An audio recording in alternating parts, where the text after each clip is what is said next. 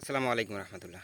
বিএমপির ভাইরা, আপনাদের কাছ থেকে এই ধরনের আচরণ আশা করিনি। আপনারা এখন বাড়ি বাড়ি খুঁজতেছেন কে আপনাদের মিছিল মিটিংয়ে গেল, কে গেল না। দেখেন, সবাই এই দেশে কিন্তু আপনারা ২০ দলই না, আপনারা ১৮ দলই না। আপনাদের একটু বোঝা উচিত, এই দেশে অসংখ্য দল আছে, ৭৩টা অন্ততপক্ষে দল আছে মিনিমাম। ইসলামিক দল আছে অনেকগুলো। আপনাদের দলে যে সবাই যাবে, আপনাদের মিছিল মিটিংয়ে যে সবাই উপস্থিত হবে এমন না। আপনাদের কাছে যারা যাবে না তারা আওয়ামী লীগ ভাইবা তাদের উপর নির্যাতন শুরু করবেন ক্ষমতা আসার আগেই। তাহলে তো আওয়ামী লীগই ভালো ছিল, সাধারণ মানুষ ধরে নিব যে আওয়ামী লীগের নির্যাতন ১৭ বছর সহ্য করছে, এখন যদি এবার বিএনপির নির্যাতন শুরু করা লাগে, সহ্য করা লাগে, তাহলে আওয়ামী লীগই তো ভালো ছিল, এটা মানুষ বলতে বাধ্য হবে।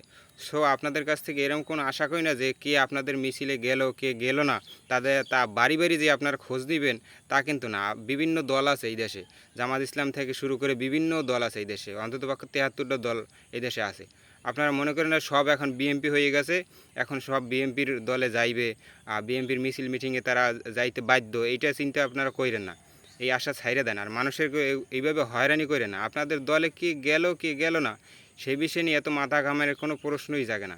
অলরেডি আপনারা মানুষের আস্থা হারাই ফেলেছেন। আপনাদের আচরণের কারণে মানুষ আওয়ামী লীগের পথেই আপনারা হারতেছেন, এটা ভাইবা নিছে।